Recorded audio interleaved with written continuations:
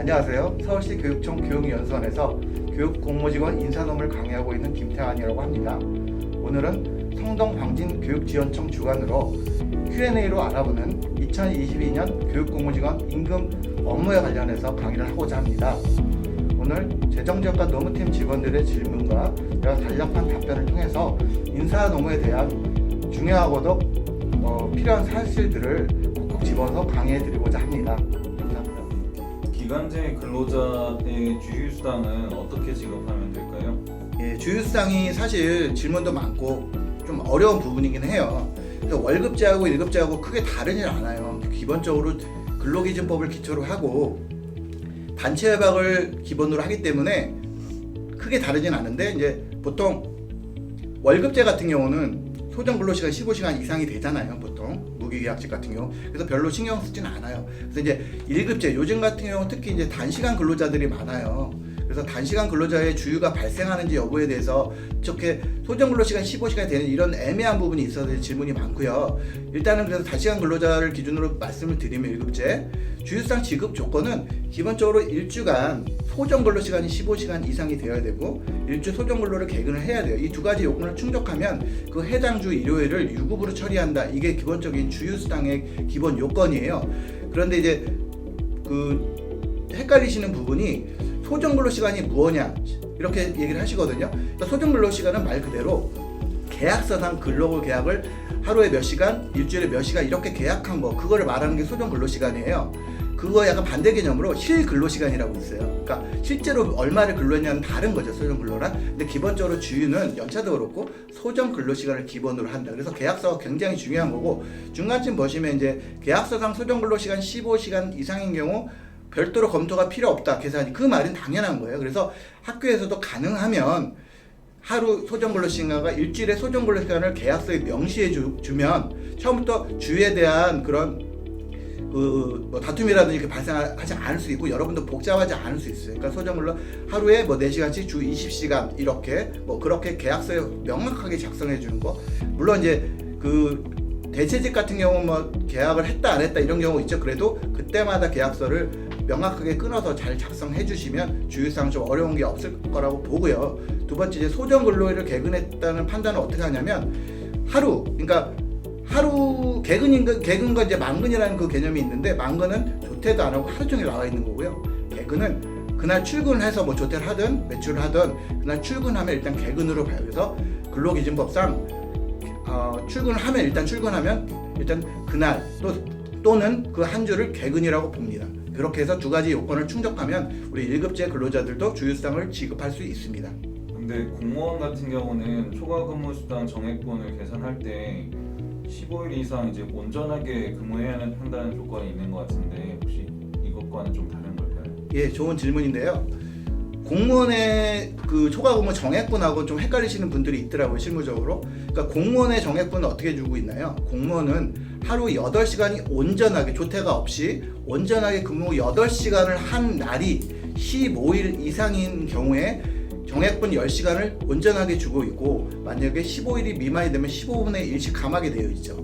그거랑 좀 헷갈리시더라고요. 그러니까 공무원의 조건은, 출근 개념은 그래서 정액분에 있어서는 하루 8시간이 온전해야 되고, 그 다음에 공무직의 소정 근로를 따지는 개근은 하루 8시간이 아니라 1시간이라도 출근하면 개근으로 본다. 약간 개념이 다르다, 이렇게 이해하시면 될 것 같습니다. 선생님, 계약 기간이 7일 미만인 일용직 근로자도 주휴수당을 받을 수 있나요? 간혹가다 이제 헷갈리시는 부분이 있어요. 그러니까 지금 화면에 아시겠지만 예시 1번 보시면 저렇게 이제 주 40시간을 계약하는 경우가 있거든요. 그래서 주 40시간 일했으니까 주휴를 줘야 된다고 이제 근로자가 얘기하는 경우도 있고요. 그렇지만 저희가 정확히 규정을 아셔야 될 게, 기본적으로 우리 주휴는 근로관계가 7일 이상 연결이 되어 있어야 돼요. 그러니까 7일 이상 근로계약이 살아있을 때만 7일당 한 번씩 주휴가 발생한다고 보시면 돼요. 그러니까 위에 예시 1번 같은 경우는 주 40시간 일을 했어도 근로계약을 11일부터 15일, 월요일부터 금요일 5일만 계약을 했기 때문에 7일의 요건을 채우지 못해요. 그러니까 주휴는 7일을 해야지 한 번씩 발생하는 거거든요. 그렇기 때문에 아래 예시 같은 경우는 똑같은 조건이지만 월요일부터 일요일까지 근로계약 기간을 정했어요. 이분은 물론 이제 이게 이렇게 정하는 경우는 사실 없겠죠. 학교 같은 경우는 뭐 친척을 이렇게 해주나요? 친척은 모르겠는데 보통 이렇게 하면 안 되겠죠. 그죠? 보통 그런데 이제 근로계약서를 만약 잘못 써서 월요일부터 일요일까지 이렇게 썼다면 7일이 되잖아요. 그러니까 7일이 되면 7일당 한 번 주기 때문에 위랑 아래랑 똑같이 근로를 했어도 약간 차이가 있는 거예요. 근로계약서. 그러니까 제가 말씀드리지만 근로계약을 잘해야 된다는 게 저렇게 7일로 계약을 해놓으면 근로계약이 7일 이상이 되면 주휴를 주기 때문에 아래의 경우에는 주휴가 발생하게 되는 그런 차이가 있어요. 같이 월요일부터 금요일까지 40시간 일해도 그런 차이를 좀 주의하셨으면 좋겠습니다. 선생님 그러면 지금 이제 주휴수당이 일주 소정 근로시간이 15시간 이상인데 지금 7일 이상으로 계약할 경우 발생한다고 하셨는데 네. 그러면 만약에 금요일부터 목요일까지 이제 근로계약을 했다면 사실은 일주가 8시간밖에 안 되거든요. 네. 그래도 발생이 되나요? 그렇죠. 이제 목요일부터 근로를 시작했으면 그 주는 주 40시간도 안 되고 목요일부터 했는데 그게 주휴가 어떻게 되느냐 이제 그 문의하신 건데요. 주중에 만약에 근로를 시작하셨어도 똑같이 보시면 돼요. 그러니까 7일을 유념하시면 되거든요. 그러니까 목요일부터 근로를 시작하신 분들은 그 다음 주 수요일까지 근로가 살아 있다면 7일을 근로한 꼴이 되잖아요. 그러면 그렇게 목요일부터 수요일까지 근로가 있으면 근로계약이 있으면 주휴가 한 번 발생한다고 보시면 돼요. 그래서 목요일 수요일 이렇게 해서 몇 번이 7일씩이 반복되는지를 확인하시면 주휴가 몇 번이 발생하는지 기본적으로 이해하실 수 있을 거예요. 그래서 중간에 시작하신 분들이 일단 주휴의 개수는 목요일 시작하신 분은 다음 주 수요일까지 근로관계가 몇 번 있는지 그렇게 확인하는 식으로 주휴가 몇 차례 발생하는지. 주휴는 일요일이 중간에 껴도 상관은 없는 거거든요. 꼭 끝나고 주휴를 주는 건 아니고 주중에 줘도 되는 거기 때문에 그래서 7일당 한 번씩 이것만 유념하셨으면 좋겠습니다. 이번에 대법원 판결로 연차 유급휴가 발생 일수가 변경되었다는데 혹시 어떤 내용인지 알 수 있을까요? 예, 화면에서 보시는 것처럼 작년에 이제 대법원 판결이 나서 연차 휴가에 관련된 그 고용노동부 지침까지 변경이 되었어요.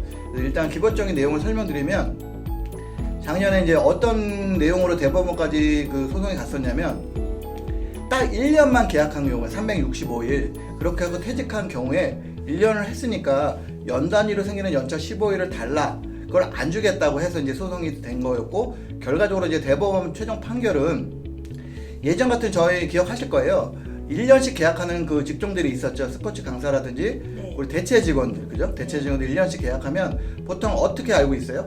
연차를 26일씩 준다. 네. 23일씩 준다. 방중 비근무자는 이렇게 보통 알고 계셨어요.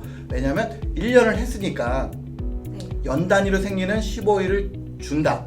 퇴직하더라도 자기가 다녔기 때문에 보상으로. 그 다음에 한 달에 하나씩 생기는 월 단위 연차도 11개까지 생기니까 보통 26개씩 발생하고 퇴직을 하고 그거를 쓸 수가 없으니까 보상을 하고 끝났었죠. 네. 그렇지만 이제 지금 이제 대법원 판결과 고용노동부 지침 변경으로 어떻게 바뀌게 되냐면 기본적으로 1년만 딱 하는 경우는 그렇게 연 단위로 생기는 연차가 발생하지 않는다고 일단 결론적으로 그렇게 바뀐 거예요. 그래서 어떤 내용이냐면 밑에 박스를 보시면 알겠지만 예전에는 내가 한 달을 잘 다니고 1년을 잘 다녔을 때 월 단위 연차 또는 연 단위 연차가 그 다닌 거에 대한 보상으로 생긴다고 봤어요. 그래서 한 달을 잘 다니면 바로 그만두더라도 그 달 말에 연차가 하나 생기고 만약에 연 단위라면 1년을 잘 다니면 그 회계 말에 15개씩 생긴다고 해석을 해왔었어요. 그렇지만 대법원은 그런 보상 차원뿐만 아니라 휴식권도 보장하는 차원이다. 연차 유급휴가는. 그렇기 때문에 보상을 그 마지막 날 보상을 주는 것뿐만 아니라 그 다음에 근로가 살아 있어야지 쓸 수 있는 연차를 쓸 수 있는 날이 있어야 되지 않겠느냐. 휴식권이기 때문에. 그래서 쓸 수 있는 날 근로 관계가 있는 사람만 연차를 발생시킨다. 이렇게 해석을 한 거예요. 그렇기 때문에 결국은 결론적으로 어때요? 15일씩 연 단위로 생기는 그 연 단위 연차는 적어도 366일 이상의 근로관계 있어야지만 비로소 그때 연차를 부여하겠다. 그게 맞다. 이제 이런 거고요. 좀 세부적으로 보시면 오른쪽 보시면 1번 보시면 기본적으로 60조 1조의 연차가 연 단위 연차거든요. 거기 보시면 전년도 1년간 근로를 잘하면 보통 그 달 말에 줬었는데 그죠? 네. 그 다음 날 발생한다는 거예요. 그러니까 우리는 보통 학교는 어때요? 3월 1일부터 2월 28일까지 근로를 하면 그 다음 3월 1일에 근로가 또 있어야지 3월 1일에 비로소 연차를 주겠다. 이렇게 바뀐 거죠. 네. 그리고 이제 만약에 60조 이항의 연차 그 휴가 사용 원리는 뭐냐면 월 단위로 생긴 연차 얘기하는 거예요. 그거는 뭐냐면 예전 같은 경우는 3월 1일에 근로를 해서 3월 30일날 근로가 끝났어도 한 달을 꼬박 채웠기 때문에 보통 하루에 연차를 줬었거든요. 근데 저거 어떻게 바뀌었냐면 한 달 해도 그 다음날 만약에 근로를 마친다 31일 다음 날에 연차가 발생하니까 4월 1일에 근로를 하고 있는 사람만 연차가 하나씩 생기는 걸 주겠다. 이렇게 해석을 해서 휴식권까지 보장하는 거로 판단을 한 거예요. 그러니까 저희가 큰 변화가 있죠. 만약에 1년씩 계약하시는 분들 예전에는 26개씩 계속 연차를 줬었어요. 연차 정산을 하고. 그렇지만 지금은 이제 연 단위로 생기는 연차가 1년이 366일이 안 되기 때문에 딱 1년만 하신 분들은 결국 월 단위 연차 한 달에 하나씩 생기는 11개만 드릴 수 있다. 그렇게 크게 변화가 됐다는 걸 좀 이해하시면 좋을 것 같아요.